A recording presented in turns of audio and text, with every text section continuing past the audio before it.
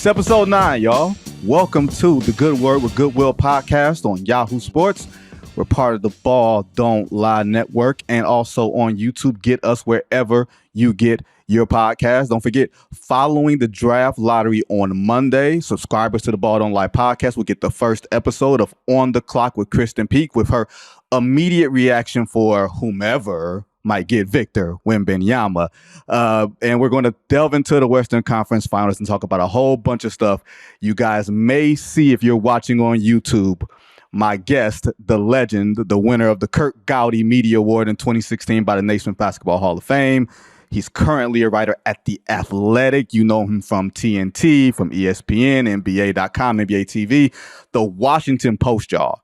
The Washington friggin' Post, and the Philadelphia Inquirer. David Aldridge, did I forget anything? Nah, you got all the good stuff. I'm old, man. Damn. You've been around. It's old as dirt. Damn. OG. It's an OG. And for those of you listening on Monday, it is late Monday. I will be headed to Denver tomorrow. For those who see me in my actual background, I am actually at home, even though I will not be at home much longer between now and June. DA is in Chicago. For those listening on Monday, today is the birthday of our friend, the late, great Sekou Smith, who passed away over 2 years ago. It does not seem like it. For those who knew Sekou, formerly of the AJC in Atlanta, the Indianapolis Star, NBA.com, a colleague of yours, he was someone, of course, like, man, he was just a good dude. That's just the best way to put it, DA. Sekou was just a good dude. And even though we say that COVID is over, per se, there are people who we cannot get back. And Sekou is one of those people who we cannot get back. So I just wanted to say happy birthday to my friend. Yeah, that's a good look and a good thought there, Vinny, because Sekou was good people. It was one of those guys that really could talk to anybody, really could talk to anybody. We all have kind of holes in our vision. He didn't seem to have it. He seemed to be able to be very comfortable wherever he was, wherever his feet were, and was just the kind of guy that, I always said this about Sekou, if he had wanted to be like a bigger name, a bigger star, he could have been, because everybody told him everything. But he understood, because I think it was the generation he grew up in as a journalist. You don't tell everybody everything that you know. You can keep some things to yourself, and you just don't violate people's confidences. So people feel comfortable telling you things. But he would report what he could, and was always on point with it, and just a good dude. So I'm glad thank you for remembering Koo. He was just a good guy, man, in all ways, and still missed terribly by anybody and everybody that knew him and worked with him like we did at Turner. He was just a good man. Yeah, we miss Sekou, and just our Michigan ties, our Michigan football ties. I still go back and look at some of our text messages. Sekou spoke in a lot of 4-letter words. Yes, he did. He sure did. Man, he would get a kick out of this. But DA, before we even begin, for those who don't know, David Aldridge is a mentor and a helper to a lot of people. I was one of those people. I emailed him out of the blue. I don't even know if I'd actually met him before. And I sent him an email in 2010 telling him, hey, I just took over the Pistons beat. I'm 24 years old. I don't know what I'm doing. And he said, DA said to me, you're pushing a rock up the hill every day. That's right. It's not about the big story. You're trying to break every story every day. You're pushing a rock up the hill. It's the grind. And that's something that I've taken with me since then. So even before we began, DA, I appreciate you. Oh, thank you, Vinny. Thank you. I only do what people did for me when I was your age, when I was 24 and didn't know anything and was covering the Bullets. Same thing. That's how long ago it was. They were the Bullets back then. And I didn't know anybody or know anything. And there were people who helped me. Dave Dupree, Mike Wilbon, Ralph Wiley, Roy Johnson, Brian Burwell, people that say, hey, come here, young fella. Let me introduce you to this guy or this person. And so that's what we do. It's what we do for each other. And you pay it forward as best you can, as often as you can, until you can't anymore. So paying it forward. So DA, let's get into some basketball. We got the conference finals about to begin. Denver and LA, Miami and Boston. But before we do that, we're going to talk about Doc and Joel Embiid and James Harden and all that stuff. We're going to talk about Ja Morant because we have to. But we're going to start with the champs. The 4-time champs, the Golden State Warriors, falling in 6. That was the series that I was at last week. They fell almost valiantly. You could see that they had nothing left towards the end of that series. Yeah. The Lakers had a lot of answers. Darvin Ham did a hell of a job from a coaching standpoint. And after game 6 in LA, Draymond Green was pretty damn candid about, hey, I think we maxed out, following the tone of Steve Kerr saying, hey, I really think we ultimately maxed out, and this is not a championship team. So, David, with all the questions the Warriors have, Draymond is up, Klay wants a new deal, Dante DiVincenzo, who was a revelation and had his moments during the playoffs, can ultimately opt out of his contract. You've got the Jordan Poole question. Is this a battle of young versus old in the direction that Joe Lacob wants to go? Not to mention the future of Bob Myers. Well, the 2-track thing that they've been trying to do for a while now, that's kind of played out, I think. I mean, look, they traded Wiseman. I don't know. Kuminga wants to play more.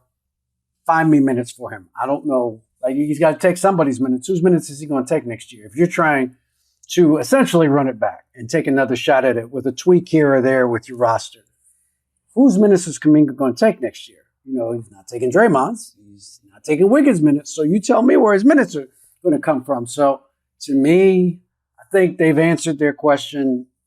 They want to run it back at least 1 more or 2 more years with their core 4. And look, those guys won 4 rings, so I'm not mad at them for doing it. 5 if you include Looney, which you probably should. So they feel like that 5-some with some help can still compete for a championship. They probably are right, but yeah, I think that they're going to run it back with their group. To me, the question is, what do you do with Poole? Mm-hmm. I just think everybody said we're good between him and Draymond. I don't believe that. Vinny, I don't believe that. Dave, you get punched in the face in front of everybody. I don't think you recover from that. I don't think you recover from that. Just not so much. I can't play with Draymond Green, but it's more about trust. You know what I'm saying? Like, these guys are teammates, man. Y'all supposed to have each other's back. How can I ever trust this dude to have my back? When if it gets salty, this dude will swing on me. You know what I'm saying? Like, so. No, I don't think that's fixable. And you could, I'm not going to put it all on that, but Jordan Poole wasn't the same guy this year that he was last year. Just point blank. He wasn't the same guy. And you tell me what the difference is between him last year and this year. Nothing is. Well, scouting reports help too. Sure, to be true, yes, but they shouldn't help that much. Like, yeah, everybody knows Ellie Wilkins was going left. You know what I'm saying? Like, the scout report is. If you're good, it doesn't really matter what the scout report is. You'll come up with a counter. So I just think there's something that's broken between those two. And if you're going to keep Draymond, which it looks like they're looking to find a way to do now. Right. I don't know how you keep Jordan Poole. So to me, you take Jordan Poole, you take Jonathan Kuminga, you make the best deal you can for a veteran big or for a stretch 4, somebody with some size that can help Looney next year. Because I think ultimately that's what ground them down. They just weren't big enough. They just aren't big enough to compete at the ultimate level with the absolute best and most well-coached teams. And that means they're one of the top 6 teams in the league. It just doesn't mean they're the 30th. It just means they're not the top team anymore. They can get back up there quickly with a creative trade this summer or trades this summer. I think. Yeah, and the good thing is the Moses Moody's, the Kumingas, those guys still have reasonable value around the league. My concern, Klay Thompson, his legs look dead at the end of that series. I asked Steve Kerr. It's funny how coaches let the veil down right after the game because I asked Steve Kerr before Game 6, you guys are playing every other day. And that's not the cadence of NBA basketball anymore with low management and lack of back-to-backs and everything else. Do you think that it's affecting Klay? He said no. And then after the game, he says, we've been playing every other day for almost a month now. And, sometimes guys lose their legs. You saw fatigue. And that's exactly, what I saw. I did see a determined Stephen Curry. I saw Steph when they were down 18 still probing and trying to figure stuff out. Yeah. And that impressed me so much, DA, because it showed me, it almost gave a more of a measure of respect for a guy like Steph in that way that, he's been branded sometimes as a front runner. Whereas, if you're down, he's going to put it in you. But I think, DA, there's a determination and a will that Steph has that I think has been rediscovered or rekindled from us. Like, we've recognized that in him, and it's been there this whole time. And that I think deserves Joe Lacob to go all in as much as he can with the new punitive luxury tax aprons and thresholds and everything else. No doubt. I mean, it's not going to be. Nobody is the same at 35 as they were at 25. But Steph is still a warrior. He is still a killer. He wants to beat you just as bad as Kobe wanted to beat you. Maybe not as ruthless, but he wants it as bad. So, look, that team is Steph's team. It's always going to be Steph's team. They're playing in a building that Steph Curry built. Let's not get it twisted. And everybody there knows it. And so you're right. Look, I think you put Klay Thompson on the friends and family plan, which means you just can't play him big minutes maybe anymore. Maybe he plays 28, 29 minutes. You have to keep him under 30 minutes going forward. Maybe he gets a couple of days off a week now just because you're right. I mean, clearly ran out of gas. And they need him. They need him to be ready in May and June when he's at it, when the games are at their most. So you have to help him. So again, I think there are moves that they can make short of, they can't really do anything in terms of free agent signings because of the tax and because of the new rules, but they still have pieces that they can trade. I think 2 trades could help them very much. So I'm pretty sure they still have their pick next year.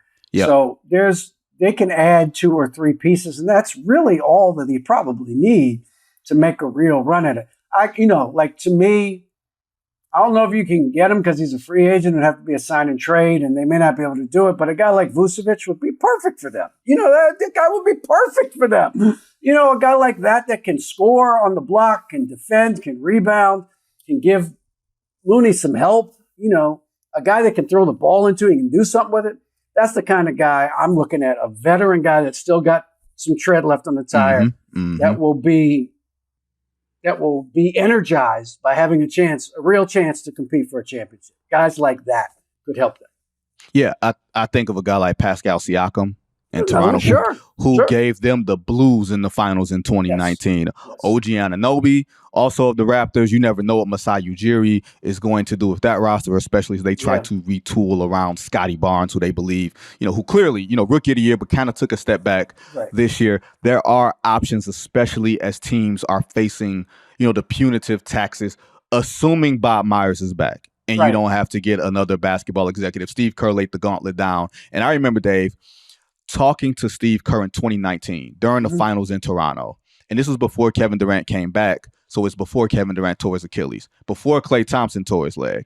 And he said, this year reminds me of the 98 Bulls. This is before The Last Dance documentary came out and everything else. So when he said it, he was just speaking. He said, this reminds me of that team where we are running on fumes and trying to get to the finish line. Ultimately, it did not happen. He said a couple of days ago, this team is not like the Last Dance Bulls, where there's a lot more tread on the tire, even though I felt like they were pretty fatigued towards the end, mental and physical. Like DA, and you know this as we transition to Denver and LA, it takes a lot of concentration and focus. And DA, that's why I look at Denver and I say they are concentrating for 2.5 hours every other night in the playoffs. And they are playing like a team that's not taking a night off. Everybody is taking a night off in the playoffs so far. Denver is serious, and they are looking at this as an opportunity. They're hungry. Why don't we anoint them as the favorite that they should be, DA? Well, I think they are the favorite. Right now, of the 4 teams that are left, I mean, how could you not pick Denver? The way that they have barbecued the first 2 rounds, they are playing at such a high level and defensively, and they're so efficient offensively because of Jokic. And I'm not dismissing Murray at all. He's great. But Jokic is... There's no words. There's no words for how good he's been so far in the playoffs. And if you don't think he's motivated by not getting that MVP, you are crazy. You're crazy. He is trying to show the world, oh, y'all forgot about me, huh? Okay. You know, and all the things we said, right? We said we're not giving you a third MVP because at least some people's logic was Larry Bird won 3 straight and then went to the finals all 3 years. And that was the sort of litmus test. And Michael never won it. And LeBron never won it 3 in a row.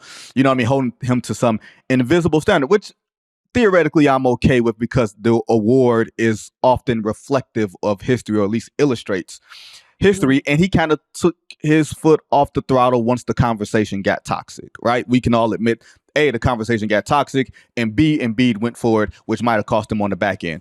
But I find myself, DA, when he's throwing up one of those like 18-footers that kisses the rim barely and gets in, I find myself going, oh. You know what I mean? Just because you don't see a big man with that level of touch and dexterity, despite the fact that he looks like your UPS man, except 7 feet tall. Like, there is something so serious about them, DA. Yeah. No, I mean, they're locked in, is what you're saying. They're totally locked in. And teams that are locked in like this, they are really hard to beat. Almost always they get tripped up maybe by an injury. That's what derails a team that's this locked in. They remind me of the Pistons teams in the 90s, the late 80s and the 90s. They are completely locked in.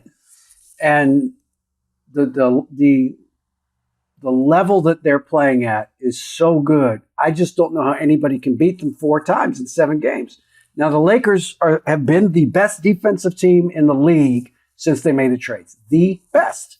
That's the only thing that can beat a team like Denver, is somebody playing historic 2004 Detroit Pistons level defense. You can beat anybody when you're holding people to 80 a game or 85 a game. Right. So that's LA's trump card, is that our defense has been better than anybody's. Now, having said that, can AD hold up under this onslaught where you can't rest ever? Not one play on this guy? You know, like, all due respect to Kevin Looney and to Draymond, but the challenge defensively for Anthony Davis. He was just going to sit back and swat anybody that came down the lane. Can't do that with Jokic. He's unbelievable. He is so, you can't guard him because you don't know which hand he's going to. You don't know which way he's turning. You don't know who he's passing to behind his head. Yes. He will kill you. And so that kind of night in, night out, you cannot take a playoff against this guy. Somewhat negates LA's great defense, because their great defense has been predicated on AD having the freedom to kind of just roam and block and challenge everybody that comes at the rim. That's going to be harder to do against Jokic. It's just going to be harder. Not impossible, but harder. Yeah, and when they've matched up, like the numbers say it's like 10 each. But, you know, that includes Jokic as a young player. That includes AD as a young player. Like, now that Jokic has turned into what I like to call Sabonis, as in Daddy Sabonis, that we never got to see. Right. If you never got to see Arvydas Sabonis with 2 healthy legs and 2 good Achilles, I feel like that's what Jokic has become. They can put Vanderbilt on him. They can at least try to, but I don't know if they have the bodies. And I think, DA, you mentioned LA's great defense. AD is going to have to make a decision in this series. And only, to me, Kevin Garnett and Tim Duncan are modern day versatile bigs who could play with that energy for 48 minutes or 40 minutes or 36 minutes on both ends of the floor and give you offensive production and still protect the rim. I think AD is going to have to make a decision that I'm going to do everything defensively and y'all going to have to figure it out offensively, which means we're going to be asking a lot of LeBron James, again, playing every other night at 38 years old in that Denver mountain high air and, you know, with all of that, right? True. Is that possible? Do they have enough offensively if AD says, I'm going to try to slow Jokic down as opposed to matching him bucket for bucket? Well, the problem is that yes, they do, but Denver's got KCP. Denver's got Bruce Brown. They've got guys that can guard people. They can guard D'Angelo Russell. Aaron Gordon. Aaron Gordon's going to take the first shot at LeBron. Look, LeBron's going to score. He's going to have great numbers. There's nothing you can do about it. But you can make him less efficient. But the guys that killed Golden State were D'Angelo Russell and Reeves and those guys. Lonnie Walker the fourth. Lonnie Walker. And what are they? They're rangy, athletic wings. And Denver just happens to have KCP and Bruce Brown and Aaron Gordon, guys that are rangy, athletic, Michael Porter, athletic, rangy, long wings that defend. And so I think they may have a counter for everything that LA throws at them. And we haven't even mentioned Murray. Who guards Murray for 48 minutes? Who gets that assignment? Do you put a case? I'm gonna say, is that the guy that you say, okay, let's force the matchup there. Let's put our weak link there so that Murray tries to eat and we shift the tension away from Jokic because Murray tries to take 25 shots. They have been very good at playing off of Jokic. I think they know very well how to play off of him. So Murray can still score 30 on 16 shots. You know what I'm saying? So you're not going to, I don't know how you stop Murray from scoring, I guess is what I'm saying. You could try Vanderbilt on him. You could. You could try that. You could try that and see how effective he is. I just think Denver's got an answer for everything. Now, again, we don't know what happens over the course of 7 games, injuries, foul trouble, whatever, things happen. And, as good as Denver's been, it's been a long time since, and I don't count the bubble. I just don't know how you can count the bubble. There were no people in the bubble. So how do you count a series where there were no fans? The fans do have an impact. It may not be determinative. Travel has an impact, of course. And you weren't playing, to your point, in mile-high conditions 4 times. So I think. So again, I don't really count the bubble. I don't think Denver's been, except for KCP, none of their guys have been in this spot before. Even Bruce Brown when he was with Brooklyn, they didn't get to the conference finals.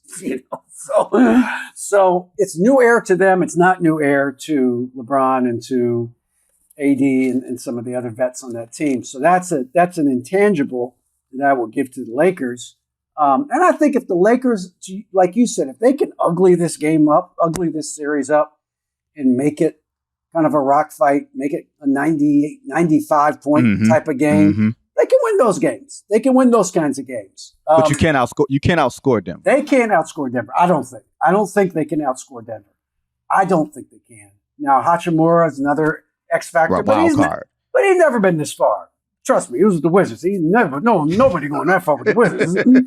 Nobody goes far there, David. No. So it's new to him. This is all new to him. So we'll see. I think LA's best chance, since they had some days off after beating Golden State, is to steal Game 1.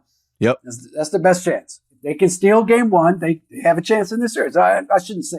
I don't want people to say, "Oh, he doesn't think they have a chance." I'm not saying that. Of course, they have a chance. I just think Denver's got an answer for everything.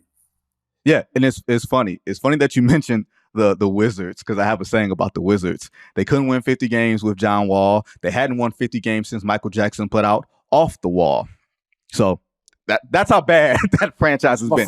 Yeah, it was off. You're right. It was 78. That's right. Yeah. But it's funny. Last point on the Lakers. We were ready to put Rob Pelinka on a milk carton, right? Up until the trade deadline, where he worked magic, getting Russell Westbrook out of there. And it turned out really good for Russ going to the Clippers when it looked really bad for him initially. And I just want to give him a little bit of credit, because we all thought the Lakers were ship be sinking, right? Yeah, no, of course, yes. And he found the right pieces. He was patient. He didn't really have to give up a whole lot in the terms of assets and everything else. He held firm and wound up getting something. And the Lakers, like you said, the Lakers have had the best defense. They survived stints without AD and LeBron for large stretches, and they've lessened the dependency on LeBron James. I'll give him credit on that. No, absolutely, he should get credit. Look, he was under the gun, under the most pressure of any executive in the league. LeBron doing his passive aggressive thing, telling everybody that this team stinks. You got to do something about it. And they did. Bring in D'Angelo Russell back. Who knew? I had no idea that he was going to be this good. In a second stint. Vanderbilt, who you mentioned, has been a godsend for them. Hachimura has been terrific for them. So he made 3 trades, and they were all good. They were all very good. In adding to the depth of that team, they were the team that had the strength in numbers against Golden State. They stole Golden State's mojo and their motto. They just warmed down. I said it and I wrote it. I felt like it was a role reversal. I felt like Steph was the guy standing alone, and LeBron was the guy that had the strength in numbers, that didn't have to do it all on his own. And I know you guys are expecting us to talk about Ja. We're going to get there, but before we get there, we're going to go to the other bracket.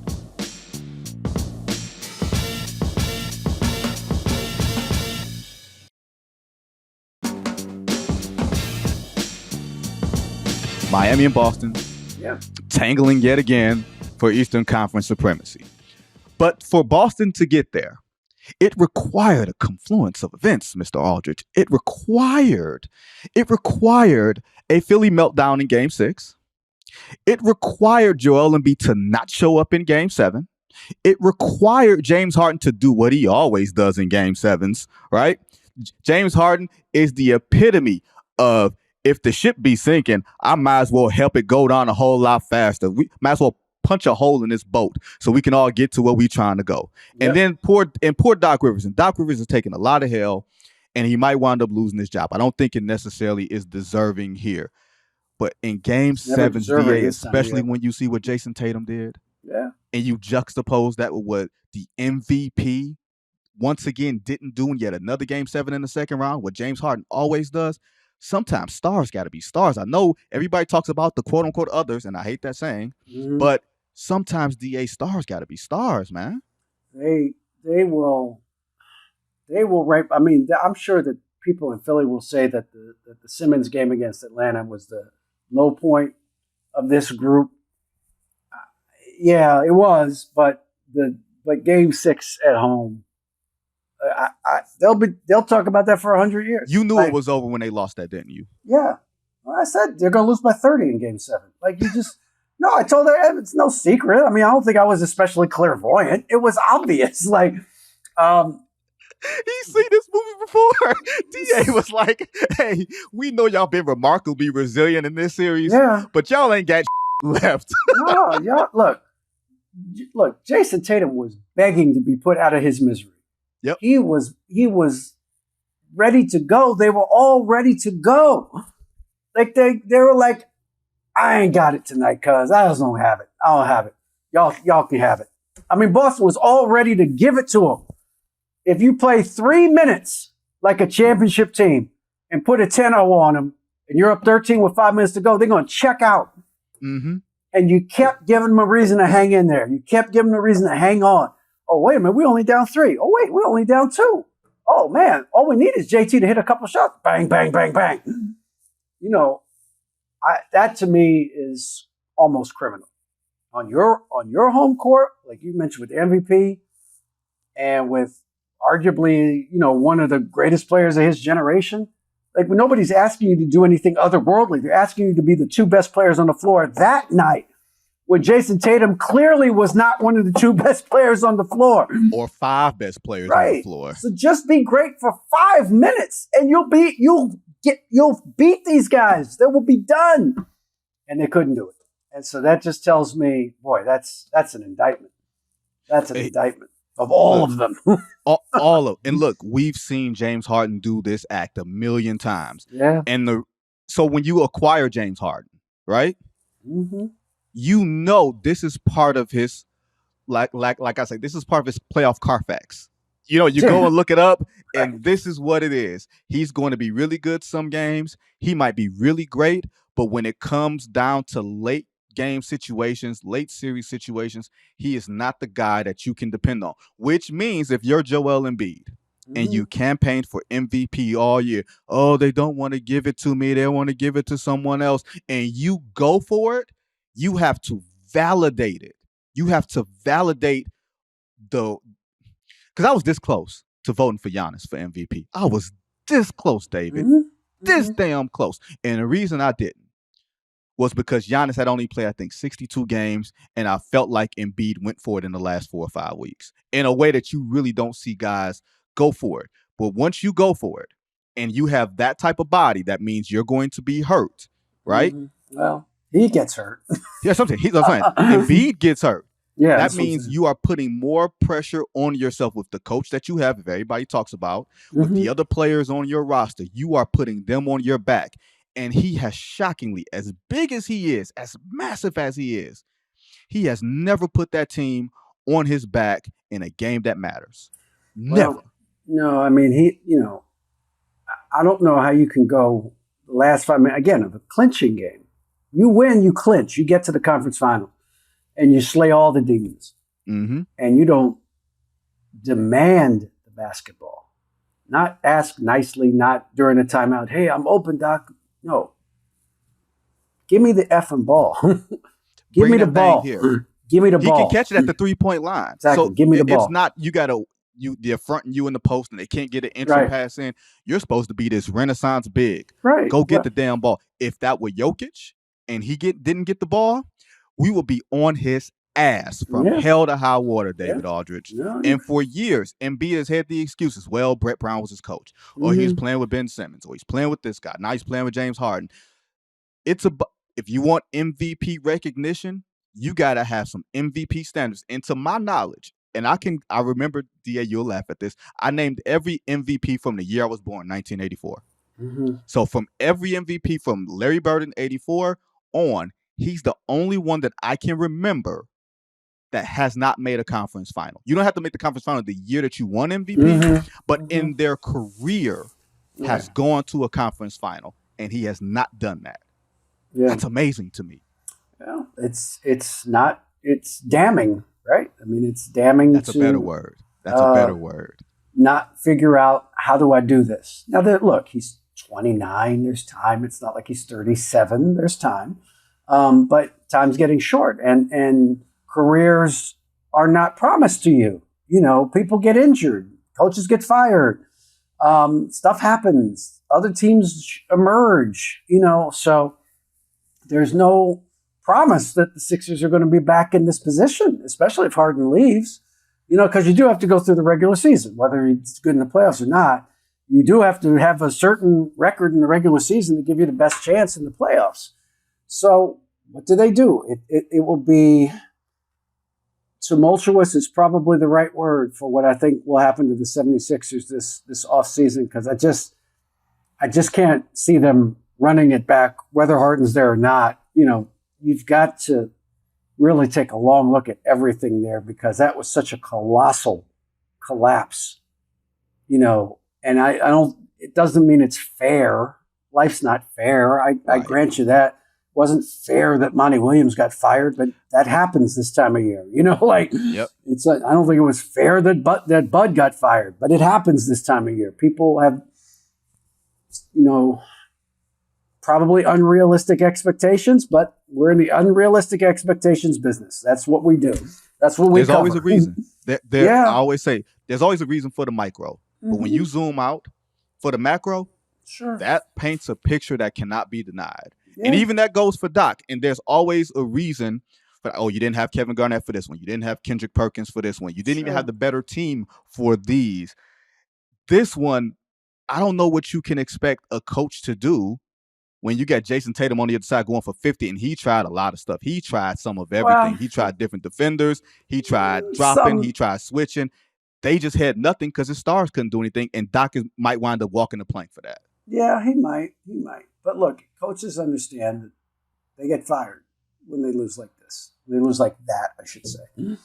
They get fired. And I think Doc's a grown-up. He understands the business. If that happens, it happens. He was brought there to get them to a finals. They have not gotten to a finals. So it's not, whether it's fair or not, those are the expectations for that franchise. And, like I said, Monty Williams has been one of the best coaches in the league, completely changed the whole culture of the Phoenix Suns along with Chris Paul. And now they're both going to be on their way out. You know what I'm saying? Or Yep. very likely both on their way out. And that's just life in the big city, man. It's not fair, but nobody cares. Nobody cares. Nobody cares. Nobody cares that Mike Budenholzer's brother died the morning of Game 5. Nobody cares. Yep. It doesn't. I've gotten so many tweet responses for me to have because I had the audacity to say maybe I could have waited a week before you fired Bud. Right. Maybe you could have waited a week, let him grieve his brother's death. Even though he coached 2 games for you guys after his brother died, he never asked out. He never said, "I can't do this. I'm emotionally drained." He said, "No, I'll try my best." And maybe his best wasn't good enough that day. But I'm just saying, even if you want to fire him, you could have a little bit of grace, but nobody cares. Nobody cares, so that's the business they've chosen. That's the business. That's the business. And speaking of the business of basketball, we got the Eastern Conference Finals. We got Boston and Miami. And once again, tangling Jimmy Butler, basically Jimmy and the Butler heirs. And then you got Jaylen Brown or Jason Tatum and Jaylen Brown. I feel like Philly was a better matchup for Miami, considering you got Bam, you got Jimmy, you know what Harden was going to do. If they get out that series, I feel like Miami is going to take them down. Now I still feel like you have a coaching mismatch with Eric Spoelstra, who I think is one of the 3 best coaches in basketball, and the guy who replaced Ime Udoka. That's what we're going to call Joe Mazzulla, the guy who replaced Ime Udoka. Is this like the other Boston-Miami tilts that we've seen, especially last year, where if Jimmy Butler puts a little more leg into that shot at the end of Game 7, Miami goes to the finals? Or do you see Boston being more vulnerable than previous years? I think Boston's vulnerable just because I don't think their depth is nearly as good as it used to be. As it's been in previous years. Yep. Aside from Brogdon, who clearly is a terrific 6th man, but they don't have a ton after that, right? They're just kind of a 7.5 man team, and you wonder if they can hold up under Miami's pressure. And I don't mean pressure in the sense that they're pressing, they're not zone trapping or anything like that. I just mean the way Miami plays. We all know how Miami plays. They never stop coming at you. Ever, ever, ever stop coming at you. You can't take a possession off to rest. You have to be really tough mentally to handle Miami coming at you. And it does not matter who's playing for them. That's what they have figured out. You put on the jersey, and all of a sudden, matter. You have the grit. It's Gabe Vincent in Game 1. It's Max Strus in the play-in game. It's Jimmy Butler every game. It's Bam most games. Mm-hmm. It's Duncan Robinson all of a sudden coming out of dry dock, like he's been playing every night instead of he didn't play all year, and it's just back. We need you because the hero's out, so you play again. And he's ready to play. So they just keep coming at you. Kyle Lowry, they just never stop coming at you. Martin. I mean, it's crazy how hard they play and how much effort they give at both ends of the floor. And I wonder if Boston can, coming off a tough series. Now, they won it, but it was a tough series. It was a tough physical series. It was a difficult series for them. They had to expend a lot of capital to win that series. And I wonder if they can have enough to fight again against a team that maybe isn't as talented, but I think plays much harder and plays with much more physicality and energy and focus and determination and has no quit in them. They will not quit. I think Miami's got a chance in this series. I really do. I think they have a really good chance in this series. I think they do too. And I think starting Game 1 in Boston, do not be surprised if Jimmy Butler puts up one of those Jimmy Butler type of games. You said Miami just keeps coming. Yeah. That is a perfect segue into something else that just keeps coming. One, Ja Morant. Now, for those unaware, he was caught on the IG Live holding a bigger gun than the Harlem Nights gun that he held at the Denver nightclub. I remember that pop gun at Harlem Nights. Go look up the movie. You'll figure it out and you'll laugh. DA, I am to the point where this is where I realize that I'm old. Yes. Okay. This is why I realized that I've crossed to a different generation. Because the first thought is that I always hear, DA, whenever you hear stuff like this, and you're the perfect person to talk about this because you know Big John. And the first thing whenever something happens that like this is, where's that boy's daddy? The boy's daddy is right there, right? T. Morant is around. I'm not a parent, so I don't criticize someone else's parenting. His dad is there. You say, man, what about his boys? Ja Morant broadcasts everything that he does. Like, those are not his boys with the tool, hanging out, playing guns, cops and robbers in Memphis. That's you, fool. That's you. Right. So the comparison to Allen Iverson, who people have said Ja Morant is both playing style like, and sort of these troubles are like, and they're trying to give him some grace with AI. Yeah. AI, I believe, it was totally different because AI felt like people wanted AI to get it right. Like people at their core believed in AI and felt like he was done wrong by the system, which kind of charted everything that he'd done from that point on. And people saw that Big John Thompson gave AI the seal of approval or would come around and slap him upside the head and you knew Big John didn't necessarily play any games. I don't get the feeling that people want Ja Morant to win in a way of, hey, we're going to protect you from yourself. You feel like people are looking at them shaking their heads with frustration or anger saying, why don't you get this together? I don't know. I'm not sure that people are rooting for him to fail. I don't think people are rooting for him to fail either. I just don't know if it's this warmth. Well, no, probably. You know what I mean? I feel like with Allen Iverson, there was a warmth. Well, there were towards circumstances. Remember, Allen was, by all accounts, convicted on incredibly flimsy evidence in the bowling riot, whatever they called it. It seemed clear that they were looking to get Allen Iverson, in trouble down there when he was in high school. And so there was a lot of sympathy for Allen because of that. And rightly so, I think, that people wanted him to kind of get beyond the circumstances of his upbringing and where he grew up and all that and succeed and survive and do well. And, you juxtapose that with Ja, who, look, Ja didn't grow up like Allen did. He didn't. Like he grew up much differently than Allen did. Allen had raw sewage rolling through his house, okay? That's where he grew up. Ja Morant did not grow up like that. And so there is maybe less sympathy for Ja because he had what lots of people would like to have growing up, which is a pretty stable environment. Like, it's not like you were living from meal to meal and paycheck to paycheck. You weren't, your family did okay. They did a great job, and so maybe I think that's part of it too. And it's just kind of like, young fella, this is not who you are.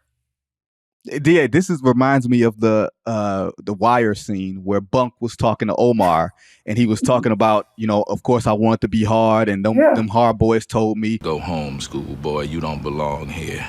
You know what I mean? Like, exactly. DA, I grew up in Detroit. I grew up where I have family members who live by the phrase eye for an eye. And I mean literally. Okay. DA, I could tell you some stories. When I say literally, DA, I mean literally, right? Mm-hmm. And they were like, no, you're not going to do this. Right. You're not going to be around this. You're not going to play gangster. Like, I never really wanted to, but they made clear, even if I did, that wasn't the way that life was going to go. And this, I will say this fool, this man riding in an open air vehicle. Let's just, DA, just rock with me for a second, okay? Mm-hmm. Mm-hmm. You are on IG Live with a gun in, a luxury vehicle, but one that is not surrounded by steel. Right. You got no roof, you got no doors, and you're riding around presumably in Memphis. Yeah. So let's say somebody throws up on you that really has some steel on them, and they see a gun in your lap. Yeah. And you have not even the protection of steel or like the car around you. Right. How do you think that's going to work? Like, I'm trying to figure out the judgment of Ja. He strikes me as somebody, DA, that has survivor's remorse, that does not want what he has and is intent on throwing it away because maybe it's just too much on him. I don't know. Like, I'm not going to get inside somebody's head, but it looks like from the outside looking in from 30,000 feet ahead that he just looks like someone that, hey, this Nike commercial y'all gave me, nah, give it back to Kyrie. You know what I mean? Nike's looking at him like, hey, Kyrie don't look so bad. Nah, all we got to worry about is some nonsense. We ain't got to worry about guns with Kyrie. But he looks like somebody that doesn't want it anymore. Or never, you know what I mean, DA? Well, yeah, I don't know. I'm not going to try to be junior psychiatrist and try to judge what this guy's thinking. All I know is you're a 23, 24-year-old black man in Memphis, Tennessee, driving around with a gun. Forget people strapping you. What if 5-0 rolls up on you? And you're sitting in there with a gun. And they don't, I'd like to think every cop in Memphis knows who Ja Morant is. Maybe most of them do, but I guarantee you there's some who don't. And when they look at him, they don't see Ja Morant. You know what I see, and I know what they see. What do you think? I mean, this could have ended a way different way than it ended. You're asking for it. Stop asking for it. You know what I mean? Like, Iverson used to have this saying, and they would tell him, like, don't give us a reason to trade you. And he kept giving them reasons to trade him, and ultimately they did. They said, okay, you finally gave us, we got to move on. We can't do this anymore. And that's what this is looking like with Ja. Like, Ja, you're giving them reasons. Stop giving them reasons to suspend you. Stop giving them reasons to take your money away from you. You earned that money, young man. You earned it. Why do you keep acting like you didn't earn it? You did. You know what it's so many layers to this. Like, this is beyond like the sadness of it. It's very fascinating because I know some talent evaluators, long-time talent evaluators. And one thing they abide by is, hey, I hate the AAU culture. This is what they're saying, and I agree from this. I hate the AAU culture. I hate the fact that kids are ranked from the time that they're 10 or 11 years old. But they say, if you are a star in the 10th or 11th grade and you know that all this is on your shoulders, you know how to act. And you know that there are eyes on you and there are ways that you cannot conduct yourself around other people, let alone white people. There's ways that you can't conduct yourself in front of white people. You know how I can see that? Jason Tatum, been the number one player every year, conducts himself like he got some damn sense. You know what I mean? Ja Morant did not grow up that way in terms of basketball. He came out of nowhere. So he doesn't, all this came to him in a rush his second year at Murray State. And then he became this guy. And then he became the second pick in the draft. And it feels like it's a lot. And it feels like it's something he can't handle because he's never quite had to handle it. And that's what a talent evaluator says to me. This is why I like guys with pedigrees. This is why I like guys who have had to act right in public before. And Ja, lack of a better phrase, doesn't know how to act right. The Memphis Grizzlies clearly don't want to suspend him on their own. He went through the drive-through rehab or whatever it was for 8 days. Like, you're not going to get nothing fixed in 8 days. I don't care what ailment you have, right? Nothing fixed in 8 days. And now Adam Silver has to go full Emperor Stern and suspend him for 20, 25 games, if not longer. Good. I mean, I know what David J. Stern would do in this circumstance. Emperor Stern. Believe me, I know what David J. Stern would do in this circumstance. And it would not be pretty. Trust me, because I've talked to people who have been in that office when they've acted the fool and then they had to pay the consequences. You don't want to be in that office again. And I think this is an opportunity for Adam Silver to maybe, I know Adam has a different style, and God bless him, his style is his style, but it wouldn't be the worst idea to be firm with Ja on this one. Like somebody related to you can be firm with you in ways that maybe other people can't be. Like I said, DA, I'm I'm well past 22, 23 years old. Mm-hmm. But when I was 23, I could guarantee you my daddy would have said, boy. And me being a grown man and fully into myself at 23 as I thought I was, if I'd been acted up, I guarantee you he would have started off his sentence starting with boy and ending with boy. Yeah. And I'd have been like, have you lost your GD mind? He'd have had a longer curse word. Oh, sure, Starts with M, M's with G. Okay? That one. Yeah, all right. yeah. And I think, and DA, the bad part is, and I hate to say this, I don't think this is rock bottom for Ja Morant. I don't think I hope it is, but we don't know. It just doesn't. I don't think he gets it if something happens in the offseason and you're suspended from team activities or whatever. Like what type of real punishment is that? Right. He still feels like he's in a rebellious mode, especially on the heels of his 8-game suspension. Right. And you say, I found the error in my ways. I've found out ways to deal with stress. Playing with the tool and broadcasting it for everybody after everybody has seen your sins of you going to finish line acting a fool, you going to the volleyball game acting a fool, you acting a fool at your house, you the fool all the time. DA, why do I sound like a 70-year-old white man? Well, everybody's frustrated because that's what it is. It's frustrating. He's got so much, and this is based on nothing, really. This is all based on nothing. Like, there's no. I mean, I'm not. What I mean by that is, it's not like he has been the victim of something horrible. Mm-hmm. He's courting this. He's chasing this. He's had a pretty solid, decent life. He does something that people pay a lot of money for, and he does it really well. And that doesn't mean he doesn't have mental problems or challenges. We all do in different ways, in different parts of our lives. But this isn't coming out of any trauma, I guess is what no known trauma anyway, right? So that's where people are just kind of scratching their heads going, but wait a minute, you had it pretty good growing up, like compared to so many. Like, what are you doing? So, but that's, I'm not going to pretend to be a doctor in this and try to diagnose somebody from 1,000 miles away who's 30 years younger than I am. So, you just hope that he will listen to somebody that will try to talk some sense into him. Because this is not going to end well if you keep doing this. It's not going to end well. No, it's not going to end well. And the common tropes that we say, blame the daddy not there, blame the friends that ain't there. The friends are the ones that's literally like, Ja, would you stop fucking up? Because if you stop getting money, we stop getting money. You work for the Memphis Grizzlies. We work for you. Yeah. You work for Nike. We work for you. You work for USA Basketball where you're the face. We work for Ja. It starts with Ja. It ends with Ja. Everything in the middle is about Ja taking accountability.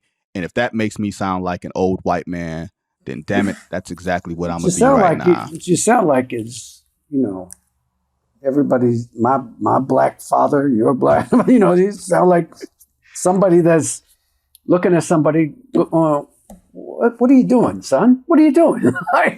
Like, do you have any idea how hard it was for our people? Like, and they're giving you $250 million. Here, have it, take our money, please. And you're like giving it back. What are you doing? Like, he's not only giving it back, he's potentially destroying his life. Yeah. And I think that in itself, because we've seen a lot of crazy stories about players who seemingly have had it all and we didn't. Javaris Crittenden sort of comes to mind on a much lower scale, where all of a sudden you go from, a locker room dispute with Gilbert Arenas to all of a sudden you're shooting a bystander, innocent bystander, and you serving 20 years in the Bing.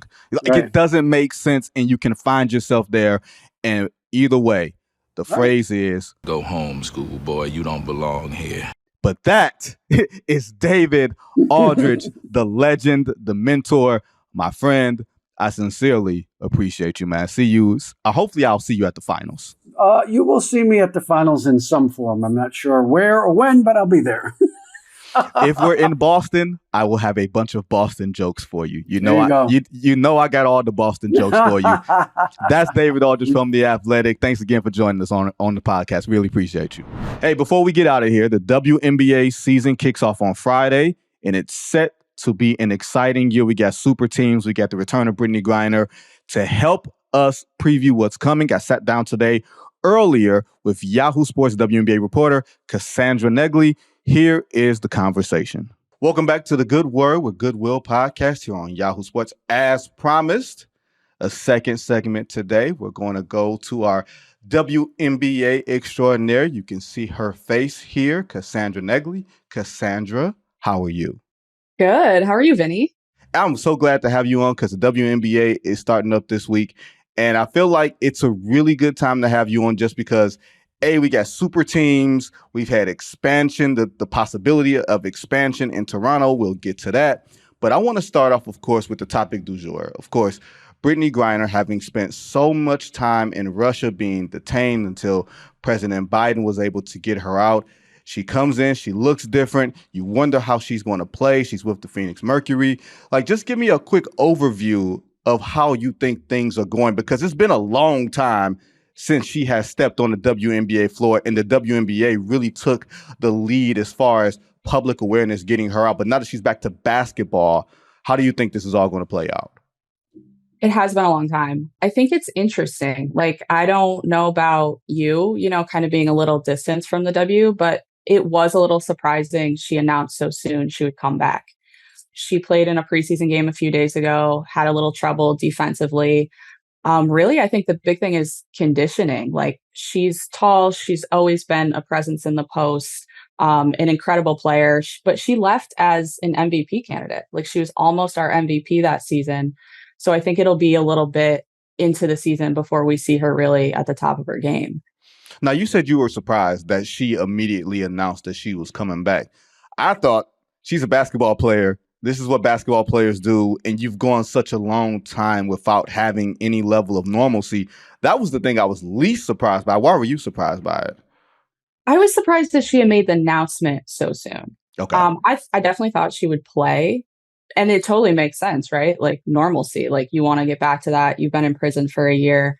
But she announced, I think, a week later that she intended to play. I think if it were me, especially because we know that she's had mental health challenges, I guess, in the past, I think I maybe would have just burrowed away for a while and then kind of dealt with coming back in the media and all that kind of stuff later and maybe done it privately. It seems like when she initially came back, there was this rush, the media rush and the attention and everything else. And then I felt like she kind of faded to the background a little bit to sort of recalibrate herself, get herself ready. Was that a physical thing? Was that a mental thing, in your opinion? Did she just need to just get her feet underneath her before even starting the conditioning? Do you know if she's been doing conditioning this entire time she's been back in the States, or has it been a ramp-up process? No, she started pretty soon. When she was on the base in San Antonio, when she first got back, that's when she first played her basketball game. There's this great clip when she talked to the media a few weeks ago where she jokes that she dunked on her wife, but she interrupts herself and she's like, oh, maybe you should ask her about that. It was very vintage Brittany, but she's been conditioning. I think it was more mental, right? To be out of the picture. She really didn't do media. She went to events, but was very bubbled. And when she did do that press conference, I think late April, there were 500 media members in Phoenix. Yeah. And not to mention, I was on a Zoom, other people were on a Zoom. It's, as you know, it's far more than a sports story now. No, it's a human interest story. It's a story about politics. It's a story about geopolitics. It's a bunch of things that a lot of us don't know what the hell we're talking about. You know what I mean? That was the one thing that I learned throughout this entire process, where the people who were intent on blaming her, well, she shouldn't have had weed cartridges or whatever it was. I'm like, yeah, do y'all really know how Russia works? You know what I mean? It just felt like it felt like there was so many conversations around her that had nothing to do with her. She was just being used as a tool or a weapon. You know what I mean? Like, I wonder, and I'm very curious what you think about this. Do you think she's aware of her impact, of not just necessarily the campaigns and everything else, but just how she was viewed as a kind of symbolically, you know what I mean, throughout that entire, I think it's like 241 days or something like that, right? Yeah. Yeah, I think she's very aware. You know, she said that it was delayed, but she did receive messages from her family and letters and all of that kind of stuff. And I think the thing about WNBA players is, and Brianna Stewart said this a few weeks ago, like you just follow along and you do what you do. And that has always been, you go overseas in the off season. So all of these players, you know, Brittany Griner has been in the league for 10 years. She's been overseas for 10 years. She's played in Russia for 10 years, like Turkey, China, like whenever I talk to WNBA players about playing overseas, they know the geopolitics at least a little bit. Like they have an understanding of the world. And there are players who played in Russia who fully understand that their lives in Russia, because they get to play for a top basketball team, is not the same as being a Russian. Like up until the Brittany Griner situation, they were in a little bit of a bubble. They were taken care of. Right. So now that we've gotten that, and that's not to say now that we've gotten that out the way, but there's actual basketball to talk about. And last we saw, the Connecticut Sun and the Las Vegas Aces were in the WNBA finals. Now people are looking at it and saying, we've got two super teams, the Las Vegas Aces and the New York Liberty. They both made pretty big acquisitions. The Liberty picking up Brianna Stewart, and was that the biggest free agency signing in WNBA history, a player of that stature? And then for the Aces, you've got the standard Candace Parker, who's coming towards the end, but still pretty impactful, you know, signing with the Las Vegas Aces. So those two super teams, let's talk about the two super teams now in the WNBA. Yeah, let's do it. For Stewie, you had talked about, you know, was that the biggest splash? Yeah, absolutely. Free agency is still, like, the actual movement of free agency is still a really new thing in the W. And Stewie's in her prime. She's 29, 30. Like, she's still got quite a few years. So that was huge. Candace Parker was huge because she played for the Sparks for so long. And then she went to Chicago and that was going home. And I don't think we expected her to leave again. Right. No, we didn't. And I remember it was towards the vestiges of the pandemic when we were just starting to get let out. And Connecticut and Chicago was in the WNBA finals around the same time of the NBA finals. So a bunch of us made a trip from Milwaukee, where Milwaukee was in the finals, to Chicago, which is about 90 minutes. And we got some really good seats and we got to watch how Candace and the rest of the Chicago Sky got down. And it was an impressive game. And you got to see her feeling really at home. I was surprised that she would get up and move, you know, go anywhere, especially at this stage of her career. Like, she's doing more of the media stuff. She's down in Atlanta a lot, doing stuff for Turner. And she still got a lot of game left. But why do you think was the reason that she went to Las Vegas? Was it just playing on that type of team, playing with Angel Gray, who, if y'all don't know, makes a lot of tough shots and with a lot of people's hands in their faces, right? You know what I mean? Like, she's like, they're playing really, she plays a brand of basketball to me that I don't think we've seen for Angel Gray, rather. Chelsea Gray? So I say Angel Gray. I said, you mixed Angel McCautry and Chelsea Gray, I think. That's what it was. I was talking about Chelsea Gray. I promise you. Yeah. But I remember, like, someone made like a super cut of Chelsea Gray during the playoffs last year, all the contested shots. And I was like, she's hitting 18 footers with two hands in her face. Like it's literally impressive shot making. Is that the main reason, like, mess these two together? Was that the main reason why you think Candace went over to Vegas, was to play with someone like that?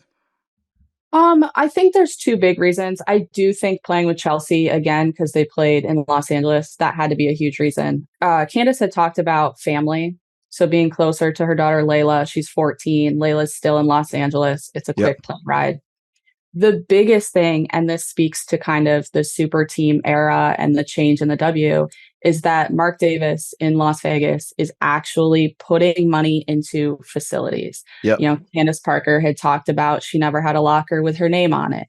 They have a huge facility devoted to them. Like, they're finding ways to take care of the players, to support them outside of the game. Mark Davis wants to pay them more as soon as they can in the CBA. Like, he wants to charter flights. I think that was huge, especially for Candace having been in this league for 15 years. She's going to hear this and be like, you're aging me again, Cassandra. Well, 15 years means you've been in the league for a very long time. That means you're pretty damn good. So right? Yeah. It's not negative. It's not like we're saying, hey, you're LeBron, you've been in the league for 20 years and we keep saying it. No, like 15 years is, that's a pretty long time. Now, on the other hand, you have the New York Liberty, who finished under 500 last year, and then Breanna Stewart goes there. And like you said, in her prime, Sabrina Ionescu is there, and that's going to be, in my opinion, a pretty damn good duo. How much improvement do you expect from the Liberty this year? They're not coming from the standpoint of a defending champion like the Aces adding Candace. They're coming from a team that's in the middle of the pack trying to figure things out. Do you expect them to make a big leap in the WNBA standings, or do you just think it'll be incremental this season? No, it's going to be night and day. Okay. The Liberty have been improving. We've seen a lot more from them, especially I think we forget that Sabrina really had a serious ankle injury coming into the league. She's talked about this is the first offseason she can really, truly train, not have surgery. You add Breanna Stewart scoring, rebounding, Jonquel Jones scoring, rebounding, Courtney Vandersloot's vision. We haven't mentioned Sloot. They have Marine Johannes coming off the bench. She's an incredible passer from France. Sabrina's going to be able to do more, take more open shots, not have to handle the ball. Like, they're going to go from maybe they'll get into the playoffs to probably one or two.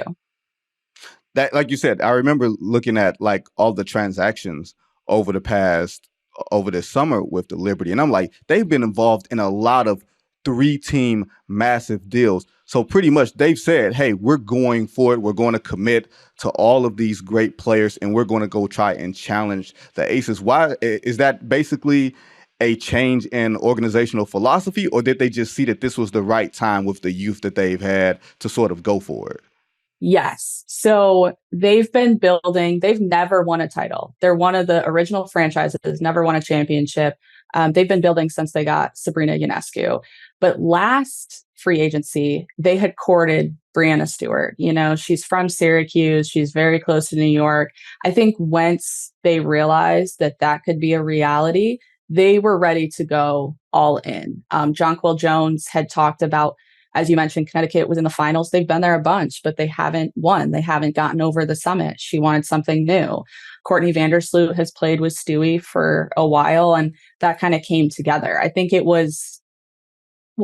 is for the first time a true super team that you have. New York has some cap rooms. Sabrina's on the last year of her rookie deal, and you have these great players who are becoming free agents actually talking about, let's go, win a title, do something great. It was funny that you mentioned the super team thing now getting to the W. And I think the W's in such an interesting place, and you can kind of speak to it a little bit, because the momentum from the college basketball season going into the W season, even though Caitlin Clark and Angel Reese aren't in the W, they will be, assumedly they will be next year. So do you believe that there's going to be tanking this season? Will that be an issue this season? Because those two players are pretty damn good, and they're going to come in and make immediate impacts. They are pretty damn good. I think there's a lot of reasons we're not going to see tanking. I don't think we really see it as much as we see on the NBA side. Maybe it'll come in the future. I think the biggest thing, though, is we don't even know if Caitlin Clark and Angel Reese are going to come out next year. I know I was at the WNBA draft, and a comment was made by some people with teams who are like, we're just ready for this whole extra COVID year to be over. It is now incredibly difficult to build around a franchise player in the draft because you don't know if that franchise player is even going to be in the draft. I also think so many teams make the playoffs, and we've had so many good teams that are really close that I just don't see it happening. That makes sense. And like you said, there's a lot of unknowns in the future, and you can't bank on the unknowns. You kind of have to operate in today, which should be a lesson for kind of everybody. But that is Cassandra Negley for Yahoo Sports. Cassandra handles all of the WNBA stuff here for us. She's really, really good at it. Don't forget to check her out. Cassandra, thank you so much for joining us today.